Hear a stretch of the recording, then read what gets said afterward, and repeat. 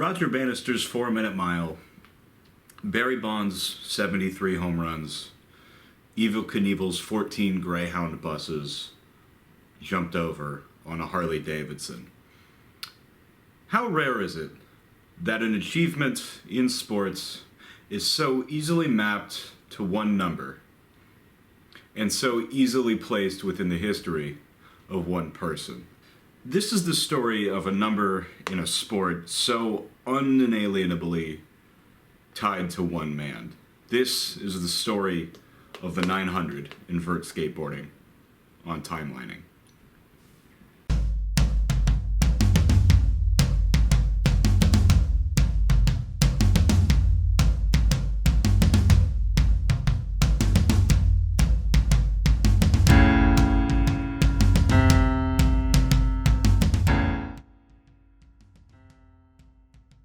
The timeline of the 900 begins naturally with the 720. Information regarding the first ever 720 is incredibly limited. Tony Hawk states in his autobiography, Hawk, Occupation, Skateboarder, that he landed his first in 1985 and describes the process of learning the trick as relatively organic. See, the interesting thing about the 720 compared to other aerial spins is that one generally begins the trick fakie, effectively going backwards, in order to end in your regular, more comfortable stance. While people have landed 720s to fakie, here's Bucky Lasek doing so in the 90s, the version that Hawk landed in 85 is much more prevalent. It was on a ramp at a skateboarding summer camp in Sweden where Hawk landed his first 720. He had been practicing a trick that's sometimes called a gay twist, really, it's a fakie 360 on vert, and he had been getting quite a bit of air underneath. Legendary skater Lance Mountain, who was working with him at the time, challenged him to add a second 360, and after a few more tries, he landed one. In 2016, he shared home video of himself landing the 720 for the first time. Hawk doesn't directly claim that he was the first person to land a 720, but nobody else seems to take credit for it or show evidence of having landed one before 1985, so let's give the credit to the Birdman, I suppose. Years later, the 720 became a pretty egalitarian trick. There's a great video from over a decade ago by a YouTube user named Palodi that shows off a series of different 720 variations. Anyway, as human nature dictates, if one lands 2 full rotations, then 2.5 must come next.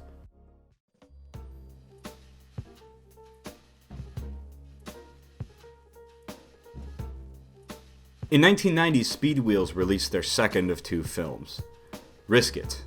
Risk It features a pretty wide swath of skaters, included among them Cara Beth Burnside, Mike Vallely, and Eric Drayson, but the final segment of the film focuses on a 14-year-old kid named Danny Way. Danny does some incredible stuff for the time in this video. You see him nail 720s, kickflips on vert, and a couple of sick cliff dives. Anyway, the final shot in Way's part is this attempt at a 900, which is slowed down to the point where you're viewing it frame by frame.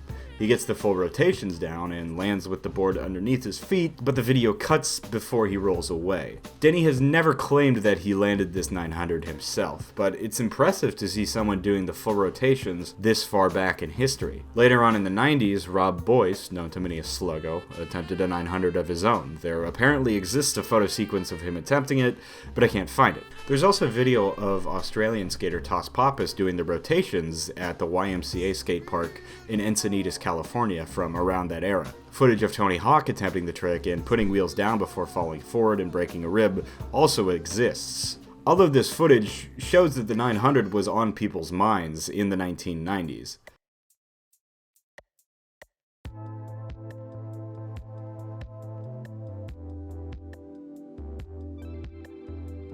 In Providence, Rhode Island, ESPN launches the inaugural Extreme Games. In an interesting twist of fate, the first 2 skaters to win a gold medal in vert competitions are Tony Hawk and Danny Way. Though no 900s are attempted at the 1995 Extreme Games, the X Games, as they were later retitled, would play an incredibly important role just a few years down the line. Also in 2010, a young enterprising YouTuber would upload footage of the 1995 Extreme Games.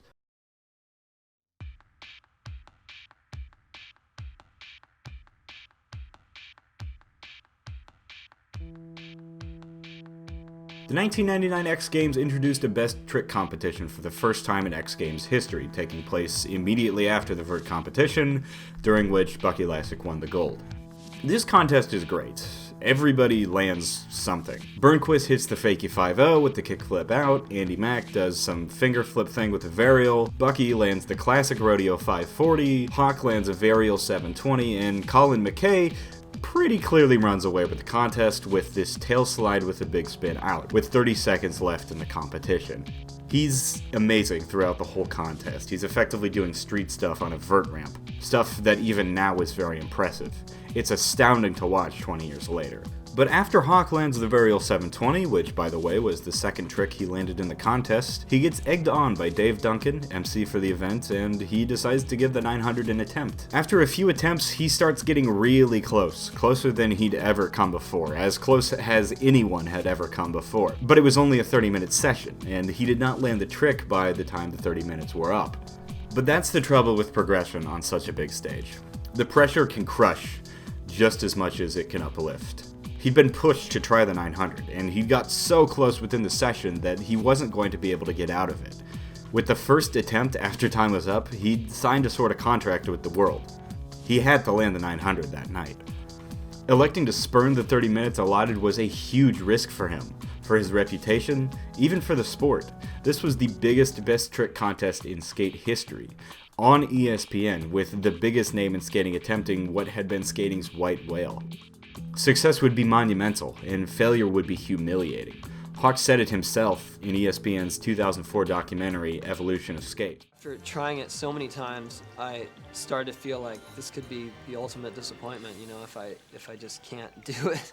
So that's why I was willing to just stick it at any cost, if it meant that I was going to get taken out and taken to the hospital. So be it, it was worth the effort. On his 10th attempt, he basically landed it. He got wheels down, but he just didn't roll away. As he walked off the flat bottom, ESPN host and pro skater Jason Ellis makes one of my favorite comments in sports history. Oh my God, he's gonna do it! That's it, he's gonna do it! I just saw it in his eyes, that is the real! He's here to do it! I just love the enthusiasm in how he says this. On attempt 11, Hawk rolls in, does 2 setup airs, then rotates perfectly. He crouches as he lands, having to stabilize himself with his left arm, but he rolls away, raising a right fist in the air as he does so. He's mobbed by fellow skaters in celebration at the bottom of the ramp. The 900, for the first time, is landed. Over the course of the next few years, the 900 became Hawk's trick. It became his signature move in the game series that bared his name, starting later that year. He lands several more in the coming years, including a few more at the X Games, one in 2001, which he lands standing up after time, netting him a silver medal, and another in 2003, which he completes within time, which gets him another gold. Hawk would stand as the only person in skating to land a 900 for 5 years.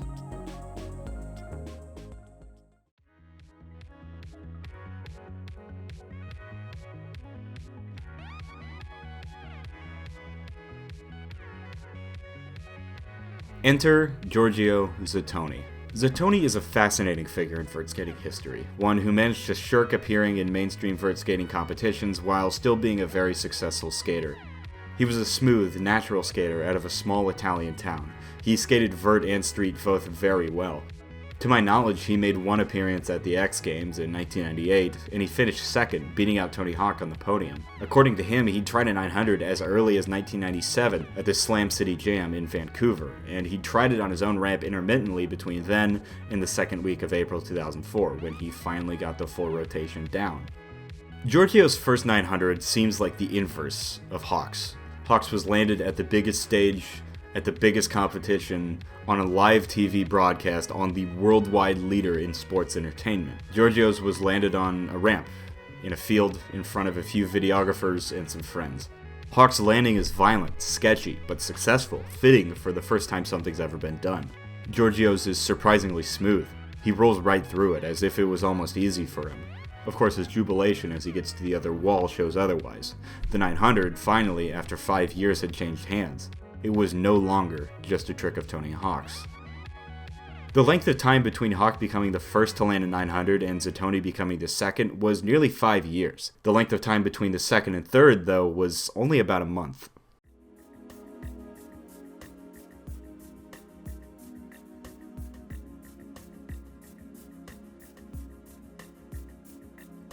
Enter Sandra Diaz. Sandra Diaz broke into the major vert skating scene in the early aughts, coming out of Brazil. He has an ability to just throw himself so high up in the air. He's always brought an energy to the ramp that's just so infectious. And he's 5'5", which may actually play a significant role in why he's so good at spinning so quickly.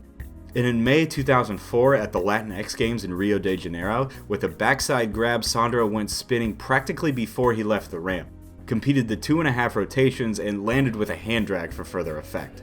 He became the second person to land a 900 in competition, the third to do it overall, and the first to do it with a backside grab. At the Summer X Games in Los Angeles later that summer, he'd land another, earning himself a gold medal. Over the next decade or so, he'd continue to throw it down in runs and in best trick comps, always making it a threat in vert contests, and he still is, into his 40s. After skaters 2 and 3 joined the 900 club within a month of each other, you'd think that the floodgates would have opened, and the 900 would have become more common. Maybe not like easy, but common like 720s became. But no. Just as it took 5 years to get from Hawk to Zatoni, it took another 5 to get from Diaz to Paracin.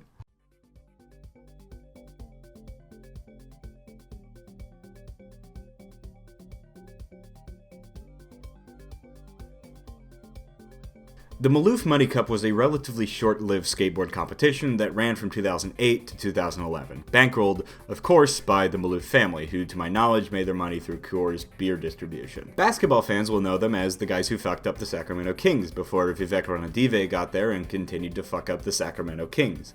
In the Cup's second year in Costa Mesa, California, a young kid named Alex Paracin, 18 years old, seemingly out of nowhere, tried, for the first time, a 900. He landed it, rolling imperfectly through it, but he landed it nonetheless, winning the Maloof Money Cup and $75,000. He throws it with a mute grab, much like Hawkins at Tony before him, but it looks much different. Later on, he'd land another one with a tail grab. Perhaps the most interesting thing about Paracin is that he's kind of shied away from competitive skating in the decade that's followed. He's still putting out really interesting video parts, but his parts and the stuff he puts on Instagram show him doing more technical stuff. But he really broke onto the scene doing one of the most difficult aerials in history, and getting it down first try in a competition, and that's really impressive. There's one paradigm-shifting thing to happen to vert skateboarding in the decade between Hawk's first 900 in 1999 and Paracin's first in 2009, and that is the mega ramp. The idea of a mega ramp is actually pretty old. If you've seen the 2010 film The Birth of Big Air, you'll see how Matt Hoffman built an early ramp in the 90s, attempting to break the record for highest air on a BMX bike, an idea built upon by Danny Way sometime in the early aughts, and there's DC film of him in 2003 which kind of introduces the modern mega ramp to the world. Hoffman's original giant ramp had him build speed being towed in by a motorcycle, then with a makeshift motor on the back of his BMX bike. Danny's ramp, though, features a huge roll-in with an aerial gap that builds up speed to the huge wall. This allows for higher airs than pumping on a typical half-pipe would have allowed, thus, feasibly, bigger spins. Big Air, the event that made use of the mega ramp, was introduced at the X Games in 2004. While it's kind of stagnated in recent years, for a few years there, Big Air was one of the most entertaining parts of the X Games. Guys were really trying to figure out what to do with the huge ramp, trying all this different stuff. The 2008 contest is still really interesting and dramatic to watch. 3 pioneers of the event, Danny Way, Bob Burnquist, and Jake Brown, just keep pushing each other to try and land bigger and bigger stuff. Burnquist eventually walked away with a gold.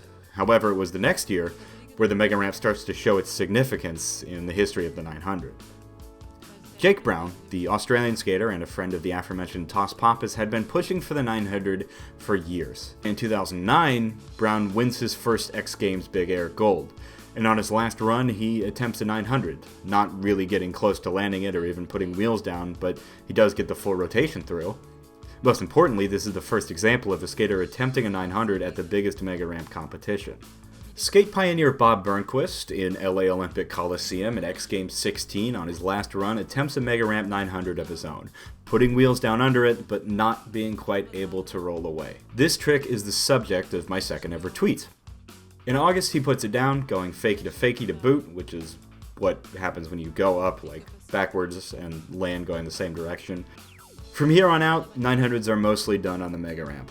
Mucci Brusco, a 14-year-old kid, lands his first in 2011. Elliott Sloan lands his first later that year. Tom Schaar, at age 12, lands his first later that year. It's actually kind of interesting to see how many young kids started throwing down 900s, which makes sense. It's easy for a small kid to get the rotations down compared to a larger adult. At this point, I don't know precisely how many people have landed it nowadays, but the mega ramp has opened it up to a huge swath of people, including older guys like Toss Pappas, who put the trick that had escaped him all throughout the 1990s down in 2014.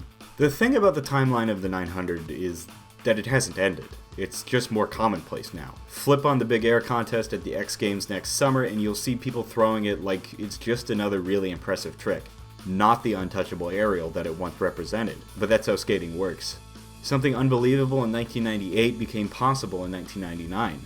A signature of one legend became a trick of multiple people in 2004. A list of one expanded to 4, expanded well into the double digits at this point, and notably, the next frontier has already been passed.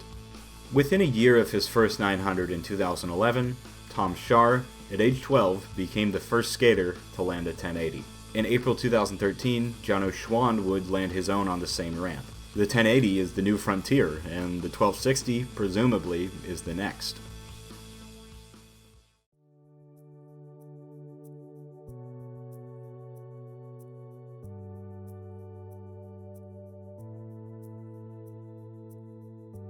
At age 48, 17 years after his first, Tony Hawk put down what he called his final 900. It provides a sort of bookend here. When he first rolled away from his 900 in San Francisco in 1999, he created a physical representation of skateboarding's progression. Every skater from then on knew the 900 was not only possible, but that it had been done before, and it could be done again. By the time he'd landed his last, the pool of people to do it again had grown immensely, adding contemporaries of his, rivals of his, and disciples of his. And by the time he had landed his last, it had been surpassed, too, by a kid who had been born a few months after Hawk had landed his first. In this way, the 900 presents a perfect encapsulation of how the sport of vert skating has changed, expanded, and progressed. It provides us with the understanding that it will continue to do so for the foreseeable future.